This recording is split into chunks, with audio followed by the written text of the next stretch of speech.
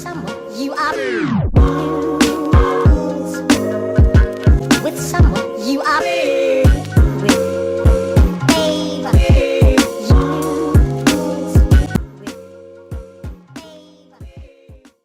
How's it going, everybody? So today I have an advanced build today, and this is pretty difficult. So you might be asking, 10c4 to center 3x3, what are you talking about? Well, if you don't believe me, look at the top right. Yes, I am correct. It is 10c4 to center, and there are a few things that factor the 10c4, which I will describe in the explanation part of the video. But here in the first, or the central layer, we have 5 furnaces, 11 secret stashes, a hemp spot, and a small chest. So this is going to be, well, your you're gonna put all your, not resources, but your metals and stuff and your high qual down here so you can easily smelt it. And this is really a 3-person base, and I don't know how cheap it is or how much stone it costs, but I will figure that out once I do get the fortified builds. So here's the loot room. The loot room is actually kind of unique. I thought it was pretty cool, but you have 2 defending spots of the loot room, which have beds in them, and you can store private stuff, or you could just use it as just typically extra storage. And so up here, up on the, or in the loot rooms, this, I like to call this half floors, since you really, it has, like, you know, you could stand on the shelves. But here's here's 2 chests, and down on the bottom floor are 2 chests. So it kind of, I like it, but if you didn't notice, well, there's a hidden chest right here. And you won't be able to notice it, but really what it is it's just a chest sticking through the flooring. I don't know where I got that from, so if anybody could tell me, that'd be nice. But it just sticks through the ceiling, and you can just, if somebody's up on the top floor, they'll be like, yo, dude, give me some ammo, and you'll be like, okay, I'm going to put it in the secret chest. Or you could just simply use it for storage, because really nobody's going to blow to your shooting ports, because that'd be illogical. But here are 6 more chests along with 2 small chests, or 6 small chests when I'm an idiot, ignore me. And here's just the access points. You can get a bunch of angles if somebody's in your loot room, and it is actually really annoying to raid here. So it is kind of cramped, and I know you will have 3 people, but bear with me, there are shelves, so you could have 1 person on each floor or something like that. But sorry about that if you think it's a little cramped. So there's a little secret chest sticking to the floor, and before I shoot these shooting ports, I'm going to show you these 2 rooms that lead down. And that is your furnace room, so if you ever need any more furnaces, there you go. And here is where you're going to put your guns and your armor. So you can quickly get up here and gear yourself up using that. And then there's a repair bench if you ever need to repair a weapon. So these shooting ports are actually from my Fort Swanson, or I don't remember the base. Yeah, I think it was a Fort Swanson. But what these shooting ports are is it pretty much is a bunker window, and it is very, very difficult to get hit through that. Like, when I mean difficult, it is pretty darn difficult, because the crack is so small because of the angle it is, and it's just kind of weird. But yeah, this isn't really directed to take down helis, but I guess you can if you want to.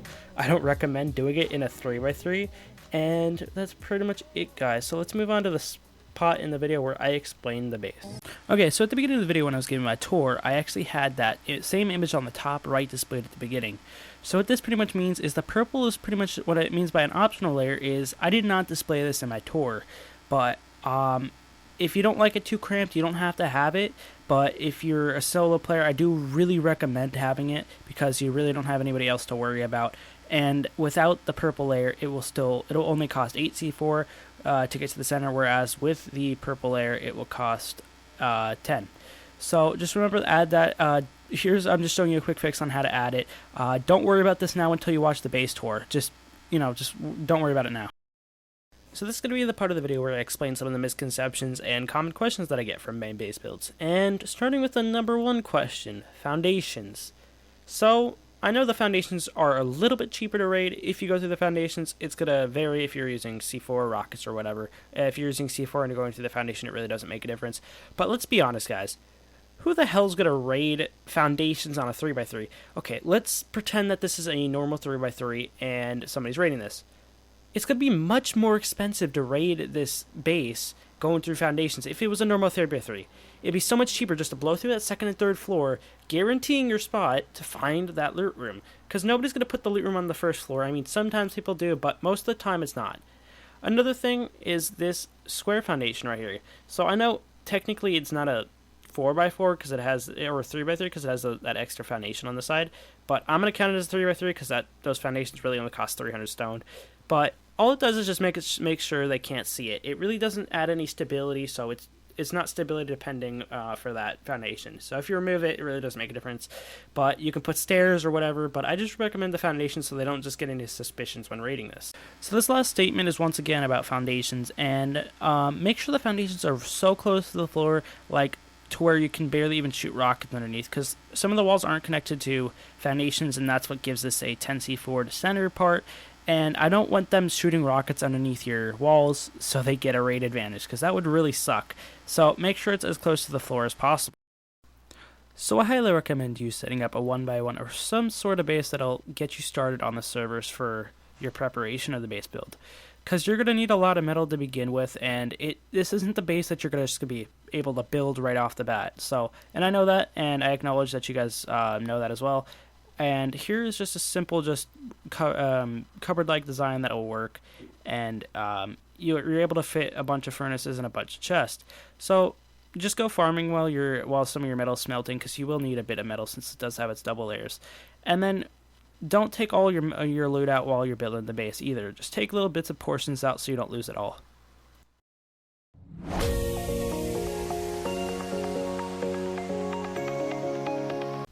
So the following two clips are going to be done in Fortify. So what Fortify is pretty much just a building program, and it'll help me visualize the placement of the triangle. So here I'm just using a simple double layering strategy that I didn't really figure out, but I found it somewhere and everybody uses it, but whatever. So you're pretty much just going to try to get the triangle in the correct position. And it's going to take about 6 reps to be able to do this, and it is quite tricky, I know. So you can click on the gear icon on the bottom right and select your speed to your liking. Right now it's not that fast because it's only on 1.6 speed, so you're going to try to do this layer on all 4 sides, and I'll catch you guys when I'm done.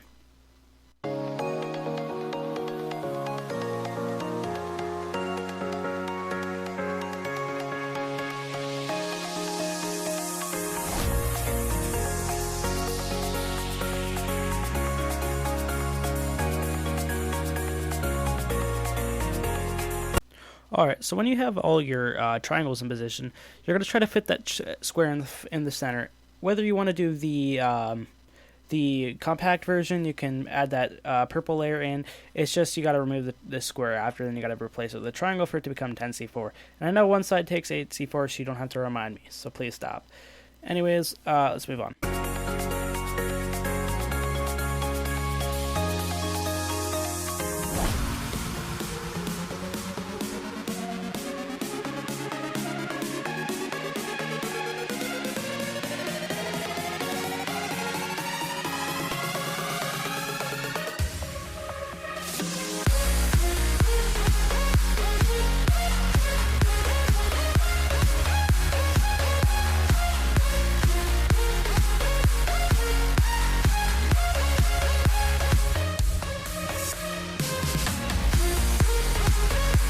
So once you're done with the first layer of honeycomb, place down your metal barricades. You can either put this before to make it much easier, or after you're done with your honeycombing.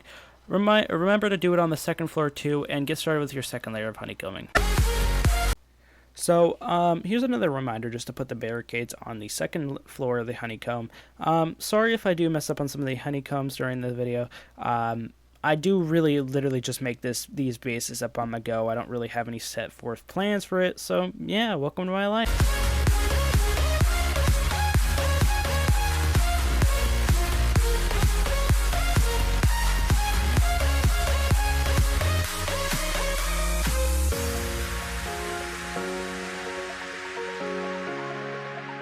Alright, so once you're done with your second layer of honeycomb, begin your loot room. The loot room can go any way you want, or you can do it by my way. So, before you finish doing the second layer of honeycomb, I recommend putting the floor tiles, because if you put the floor tiles after you do the honeycombs, well, you can't even place the floor tiles because the walls are going to be in the way. So make sure you do the floor tiles before you do the second layer of honeycomb.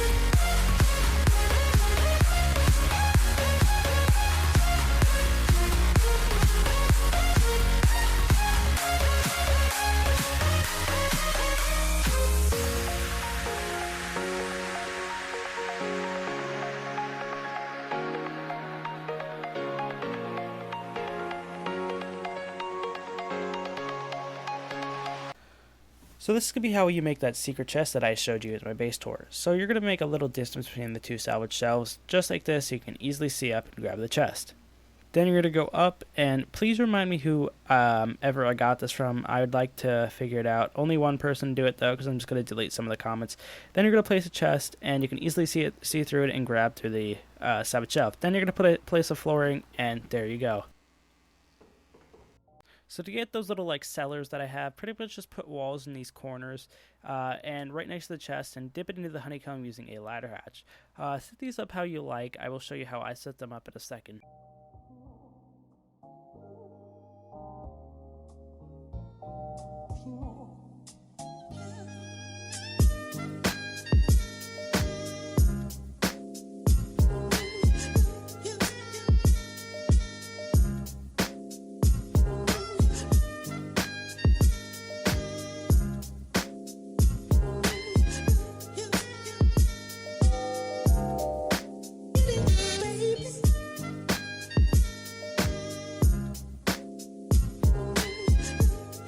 So now for the very last part of the base build. So this is just pretty much doing your shooting ports.